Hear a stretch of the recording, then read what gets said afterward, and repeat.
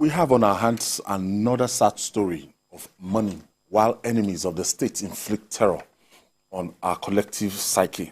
President Bola Tinubu has mourned the deaths of troops killed by bandits in an ambush in Shiroro area of Niger State, as well as the crash of a Nigerian Air Force helicopter in the state on Monday. In a statement, the president said the incident has brought him immense sadness, but commended the courage and devotion of fallen soldiers. Meanwhile, the Chief of Air Staff, Air Marshal Hassan Abubakar, has vowed that the military would rid Niger and other states of banditry and insurgency. Jide, it's time to unmask this fellow claiming victory or, trying to hold this country to ransom. There's one bandit that's been running around Katsina and everything. His name is Togo Gide. Mm-hmm. And you've told us about his activities in Katsina. And for him to move from Katsina to Zamfara, all the way now to Niger State.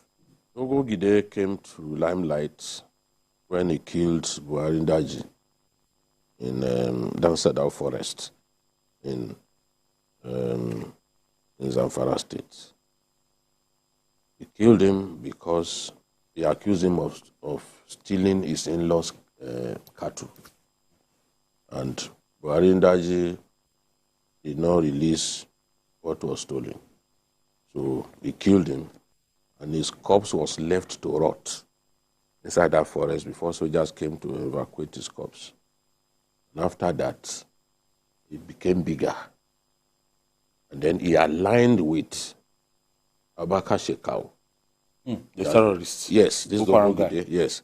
He aligned with Abubakar Shekau, and they've been working together for some time. The kidnap of the Kagara government secondary school, Kagara students, the school that Senator Shehu Sani passed out from, was masterminded by Dogo Gide, working for Shekau. The kidnap of those women who went for a funeral, maybe you remember, went for a funeral and they were kidnapped. In that same Rafi local government, Kagara axis in Niger State, was also by Dogo Gide. In fact, when Dogo Gide was talking in one of the videos, he paid tribute to Abubakar Shekau. And that was why I said that Shekau was spreading his tentacles beyond the Northeast. One presidential spokesman was abusing me on social media. Today, the rest is history. People can see that Dogo Gide is now fully a terrorist. Because Shekau published pictures of his men inside Niger State. That was during the last Salah that he celebrated before his death. People don't know some of these things. Gradually, these people came into the north, central, and parts of Abuja. So we have terrorists now, some of them working with bandits. The kidnap of those students in Kaduna, those university students, that some of them were killed. It was also the joint effort of bandits and terrorists. So what we are facing now is not simply banditry. These are bandits, the bandits operating in Shiroro and all of those mining sites in Niger State. They are people who are working with terrorists. So Dogo Gide has to be stopped. He was the one who kidnapped those FGC Yauri students in Kebbi State. And some of those children, they impregnated them. Final year students, impregnated them before sending them back about 2 years after. He just released the last set not long ago. Give back to terrorists. Yes, he warned that he will give them to his fighters, and he did it. So Dogo Gide sees himself now as someone who can do what he likes and get away with it. If they can kill, because what they've done now, they've killed 9 soldiers and 3 officers. They killed commander, they killed 2 IC, they killed 3rd in command. if that cannot get the army to be extremely angry, to exterminate these people, because when you kill a commander, you kill officers, you've taken the war to the army. If we can't do something about that, get this guy out as soon as possible, then something is wrong. We can't watch them killing our soldiers the way they've done. And, you know, they were boasting, oh, we used AK-47 to bring down this plane. Some of them were actually carrying GPMG. You look at that video again. It's not AK-47 alone. They were carrying superior weapons. Some of them in the rank of an AA, an anti-aircraft gun. So they have weapons, and we have to be ready. The videos that has gone viral is something that I couldn't watch it to the end because it's extremely painful to see. And one of the guys, I know at least two of those guys that died in this thing. Two of them have interacted with two of them.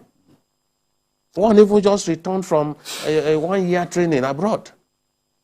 So this is painful, but I trust that our army and the Air Force will do their best to deal with this situation.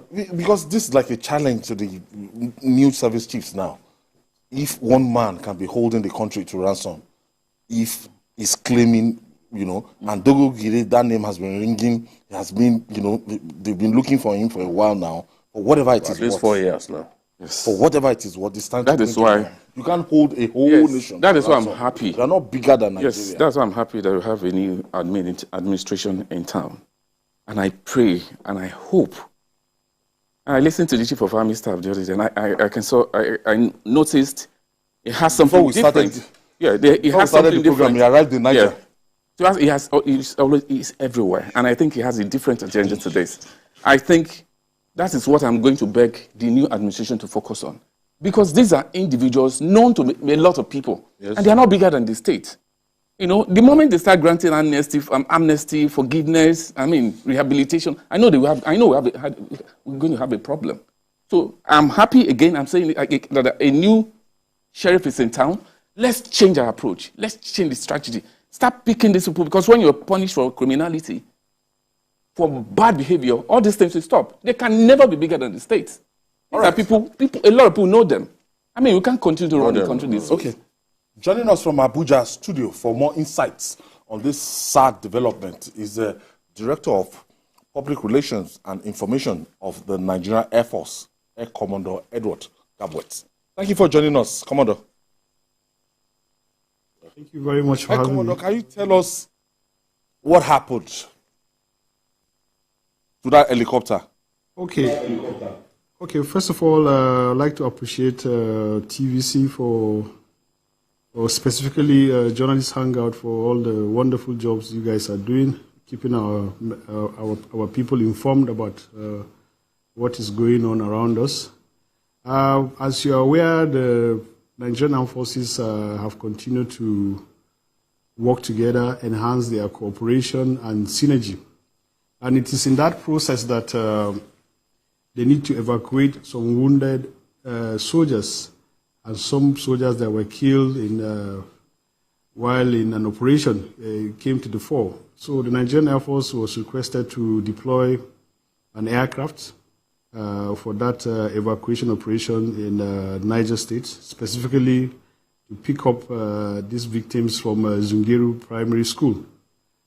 So the aircraft, the MI-171, left Katsina, came down to Kaduna, refueled, and then, of course, moved on to its destination in Niger State.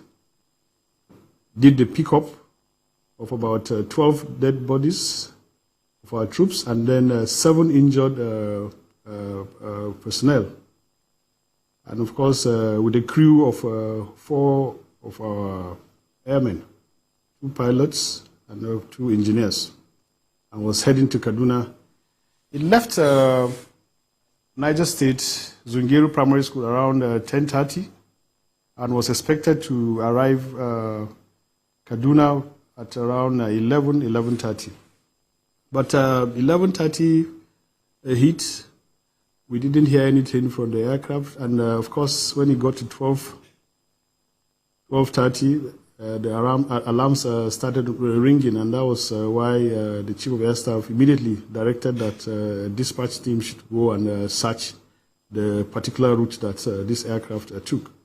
And it was in that process that it was observed and noticed that the aircraft actually crashed en route Kaduna, still within Niger State, somewhere just about 1 kilometer to a village called Chukuba.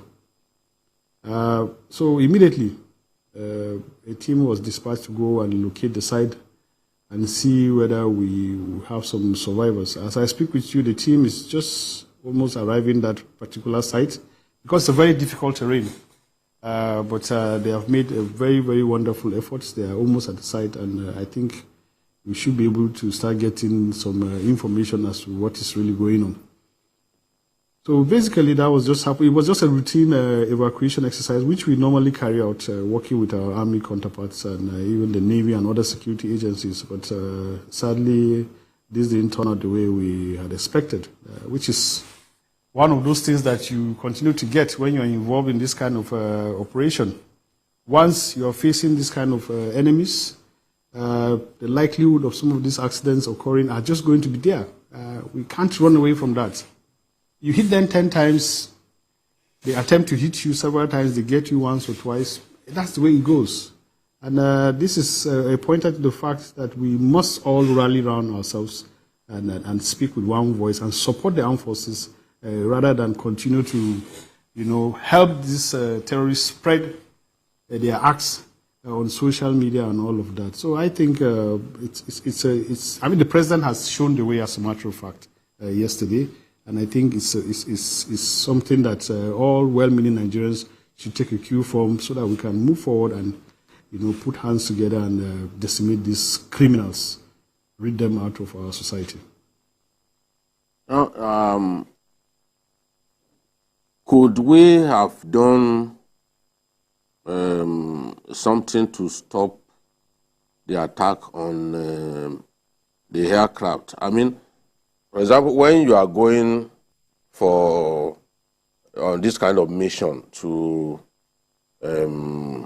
evacuate wounded soldiers or do interdiction, is it, do you sometimes consider accompanying that air ambulance with maybe a fighter jet to give it some air cover? Is this something that the Air Force sometimes do, given that this aircraft was not fitted with guns and all that?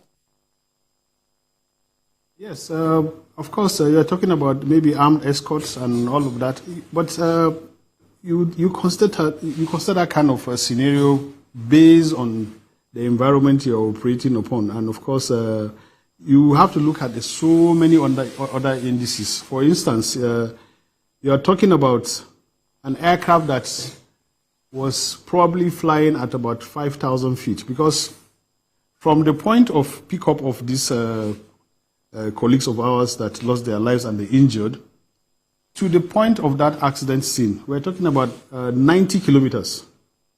So an aircraft taking off from a particular point and traveling for 90 kilometers, you can imagine that it should be flying at a height of about 5,000 feet. So when you now factor in all of these things, then you have to also consider what kind of weapons, can have a very massive effect on that particular aircraft.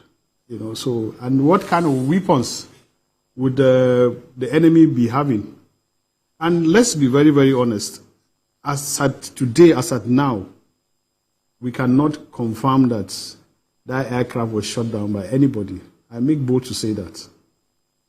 There is nothing pointing out to the fact that this aircraft was shot down by anybody. All of these are just propagandas. And I trust the kind of criminals we have.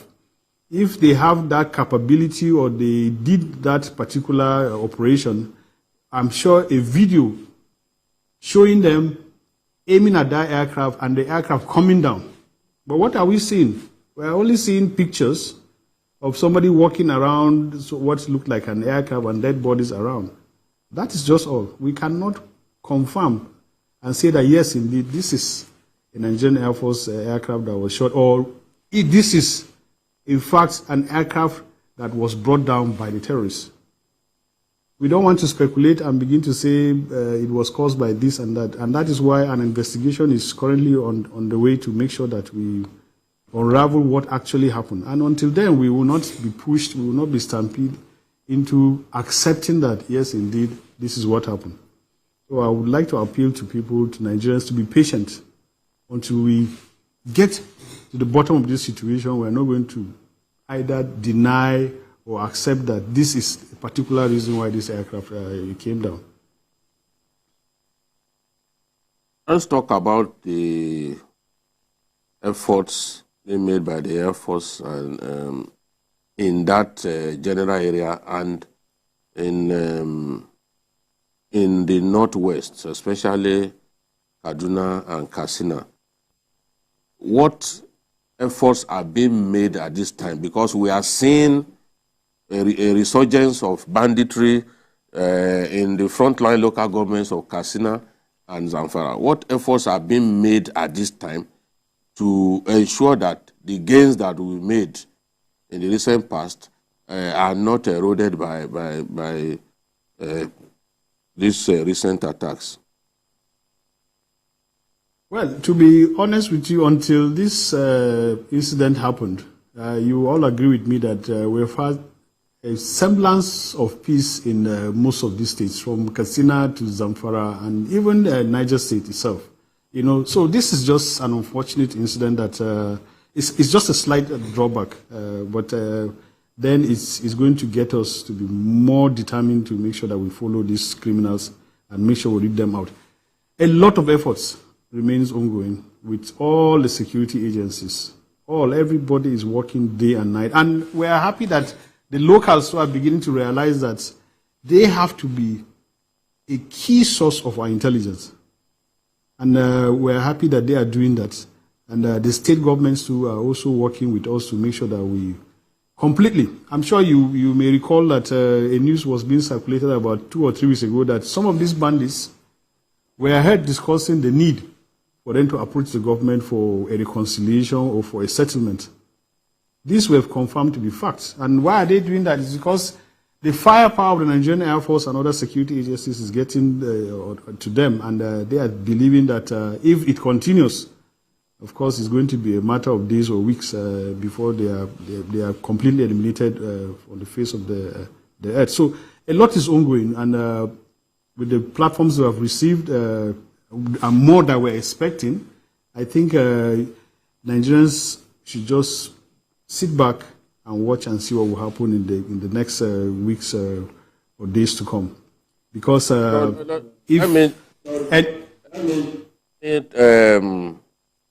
ask a question related to what you just said.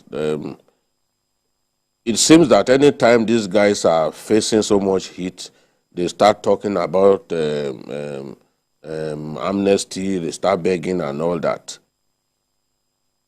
Are you disposed to amnesty for these fellows? Well, that is not our responsibility. It is purely for the government and the politicians to deal with that. Our own is purely kinetic. And we have continued to say this. The Chief of Defense Staff has said this. The Chief of Air Staff said it yesterday when the Governor of Niger State came calling, that kinetic operations can take care of only 20 to 30% of this problem we're having. The entire security issues we're having can be solved by just 30% of force. The rest is for the politicians, for the governors, the senators, and all of these people to sit down and resolve these other issues. But that is not our business. Our own is that the need for kinetic operations to be sustained and enhanced is what will lead these people to the negotiating table. So we will allow them to continue to deal with that aspect, but our operations are going to continue unabated, and I tell you, what has happened is going to be a ginger it's going to be a motivation for us to make sure that we go after these people full force this time. Nobody's going to take any excuse for anything. And like I keep on saying anytime I have an opportunity like this, Nigerians should please desist from propagating some of these things they see on social media. Because when you do that, you are only fueling the activities of these terrorists. And that is what they want. Begin to post all of these videos, post it here and there. That's just what they are looking for. We should stop being used as conduits for propagating some of the activities of these criminals. Instead, the energy you are using to propagate these things, you should channel it in supporting the members of the armed forces and other security agencies, bring information to us, help us gather intelligence so that we use what we have to go after these people. There is no way that terrorists will be passing behind your houses or your farms and all of that and you won't be aware. Let us know what is going on. And I assure you and I assure Nigerians that once we get any information, you can be rest assured that your identity will be concealed and you'll be protected. One last one before I allow you to go, Air Commander. We know that these people, they don't have firepower, air power right now. And do you have any evidence of them having any anti-aircraft launchers?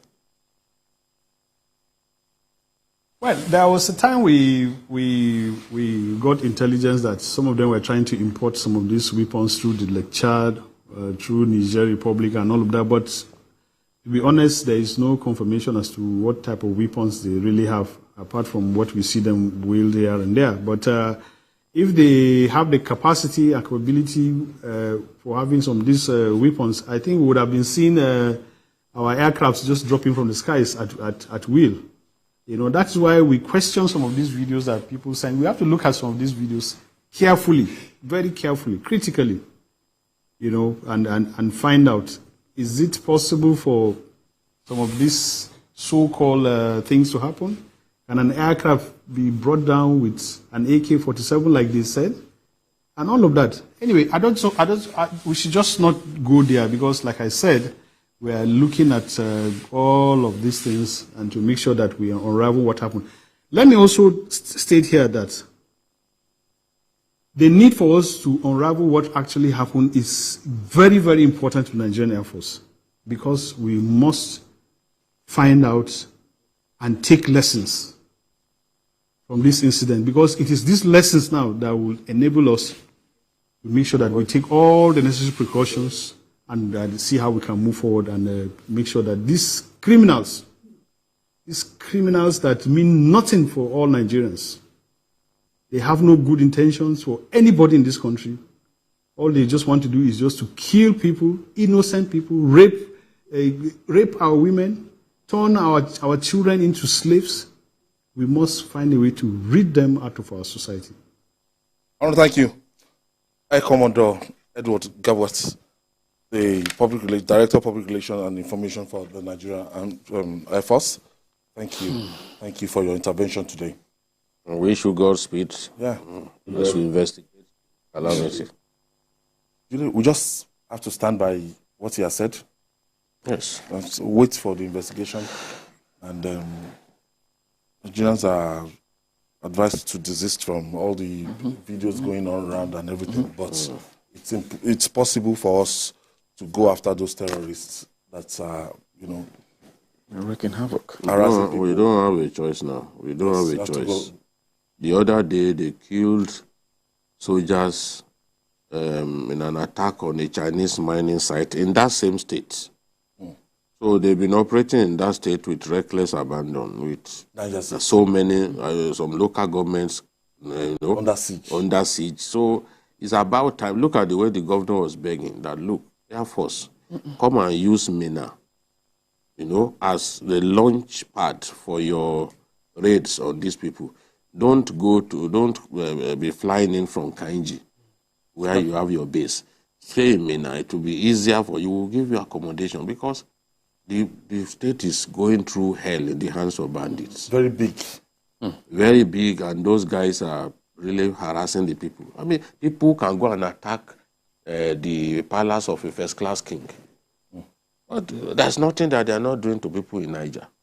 And because all of those states are linked together, you know, they are part of the old northwestern state, very big state in those days. They can move from Niger on bike and go all the way to Kebbi.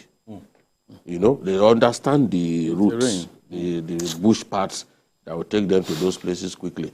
Look at those children. They were the ones who kidnapped, this Dogo Gide kidnapped these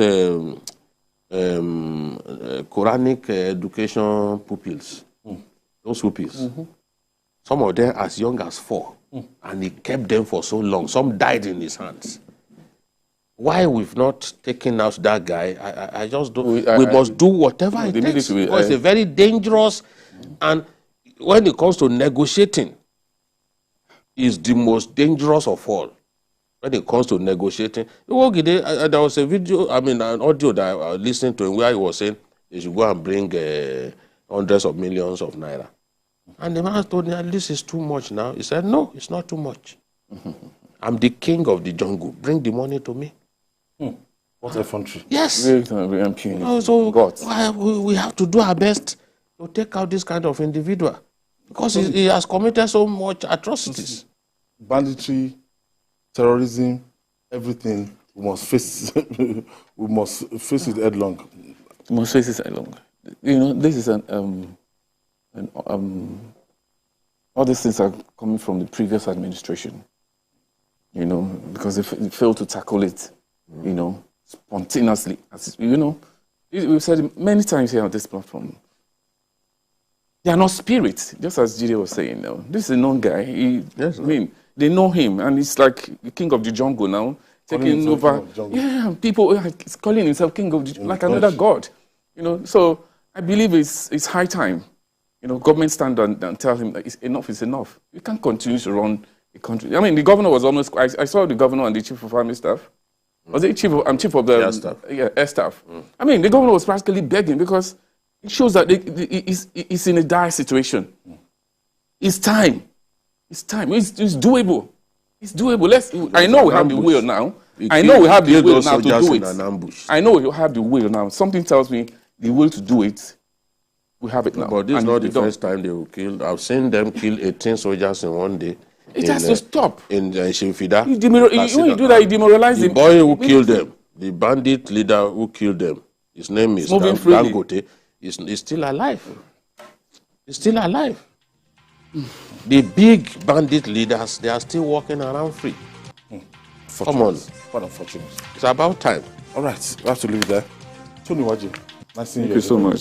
Thank you so much for your contribution. Thank you so much. And the master himself, Babajide Kolade Toju. Thank you for another episode. Thank you. And that's our offering today. Join us tomorrow for another episode of the program. You can watch the repeat broadcast tonight at 11. Join us every Sunday for Journalist Hangout on Sunday from 1:30 to 3:30 p.m. We're on YouTube, youtube.com/TVC News Nigeria. I'm Ayodele Ozuba. I'll see you tomorrow.